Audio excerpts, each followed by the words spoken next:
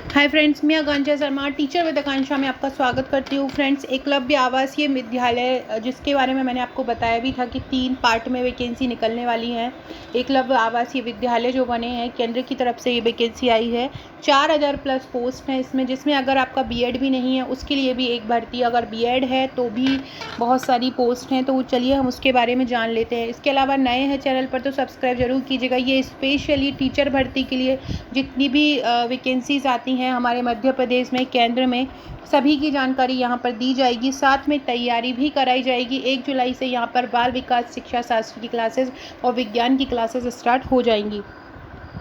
तो देखिए, शुरू से देखते चलते हैं कब कहाँ से स्टार्ट होगी, कब से फीस होगी। देखिए, प्रिंसिपल के लिए अगर आप फॉर्म भरना चाहते हैं तो 2000 रुपये इसकी फ़ीस है। पीजीटी के लिए भरना चाहते हैं प्राइमरी के लिए तो 1500 रुपये है। नॉन टीचिंग स्टाफ के लिए अगर फॉर्म भरना चाहते हैं तो 1000 रुपये फ़ीस है।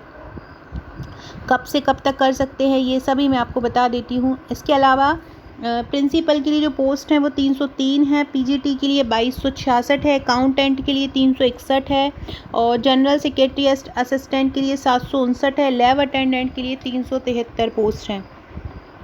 यूआर के लिए प्रिंसिपल में 125 हैं और ईडब्ल्यूएस के लिए 33 है। ये पीजीटी के पूरे सब्जेक्ट हैं। केमिस्ट्री में 169 है, इंग्लिश में 246 है, हिंदी में 200 हैं, कॉमर्स में 140 हैं, इकोनॉमिक्स में 161 हैं, और कंप्यूटर साइंस में 172 है। ये अलग अलग डिवाइडेशन है। अपने टेलीग्राम चैनल पर मैं ये लिंक डाल दूँगी, तो आप टेलीग्राम से ये अपलोड कर और अच्छे से देख लीजिएगा। इसके अलावा ये अलग अलग भाषा में है, अलग अलग भाषा के लिए है। भाषा के लिए अगर आप अप्लाई करना चाहते हैं तो अलग अलग भाषा के लिए ये पोस्ट हैं। नॉन टीचिंग जो पोस्ट हैं उसमें सबसे पहले जनरल सेक्रेटरीट असिस्टेंट के लिए, अकाउंटेंट के लिए है और लैब अटेंडेंट के लिए। टोटल इस प्रकार से ये 1493 पोस्ट हैं। ये डिसेबिलिटीज़ की पोस्ट हैं। और पे लेवल की बात करें तो प्रिंसिपल का 78,800 से 2,92,100 है। पीजी टीचर का 47,600 से 1,51 है।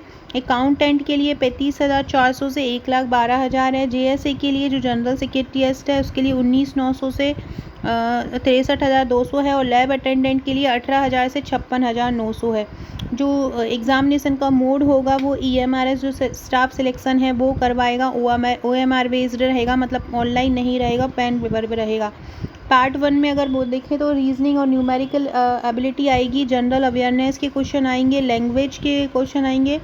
पार्ट 3 में, पार्ट 4 में एकेडमिक्स एंड रेसिडेंशियल एस्पेक्ट से संबंधित क्वेश्चन आएंगे और पार्ट 5 में एडमिनिस्ट्रेशन और एंड फाइनेंस से संबंधित। इस प्रकार से टोटल 150 मार्क्स का ये रहेगा। प्रिंसिपल के लिए जो एज लिमिट है अप टू 55 ईयर्स है। पीजीटी के लिए up to 55 years for EMRS employees और वैसे नॉन 40 ईयर्स है मिनिमम। इसके लिए क्वालिफ़िकेशन क्या मांगी है, क्वालिफ़िकेशन देख लीजिए। जो पीजीटी टीचर्स हैं वो उनके लिए क्या चाहिए कि मास्टर डिग्री हो और बीएड हो। इसके अलावा पीजीटी कंप्यूटर साइंस के लिए एमएससी मांगा है कंप्यूटर से या एमसीए हो। अकाउंटेंट के लिए degree of commerce from recognised university. Junior secretary assistant के लिए 12th होना चाहिए। Senior secondary certificate for recognised board and processing minimum speed of 35 words for minute in English typing और 30 वर्ड्स पर मिनट इन हिंदी टाइपिंग, ये होना चाहिए। 30 साल से नॉट एक्सीडिंग 30 साल से ज़्यादा नहीं होना चाहिए। अप टू लैब अटेंडेंट के लिए 30 साल से ज़्यादा मांगा है। और एज रिलैक्सेशन है एससी एसटी और ओबीसी कैंडिडेट के लिए, इसमें आपको 12th क्लास मांगा है। तो 12th क्लास भी होंगे तो ये आप अप्लाई कर पाएंगे। इसके बाद ये एज रिलैक्सेशन है शेड्यूल कास्ट के लिए 5 साल का है, अदर कास्ट के लिए 3 साल का है, एक्स सर्विसमैन हो तो 5 साल का है। इस प्रकार से ये अलग अलग है। वुमेन डिसेबिलिटी हो फॉर वुमेन डे तो 10 साल का है। तो इस प्रकार से ये working for other than permanent employees working in EMRS 55 साल है।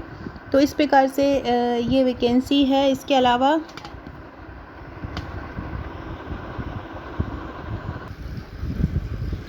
आप 31 जुलाई तक फॉर्म भर सकते हैं। 31 जुलाई इसकी लास्ट डेट है। कोई भी क्वेरी हो तो आप मुझे व्हाट्सएप कर सकते हैं। साथ में आप हमारे टेलीग्राम ग्रुप से भी जुड़ सकते हैं। लिंक आपको कमेंट बॉक्स में दी गई है। Okay friends, thank you.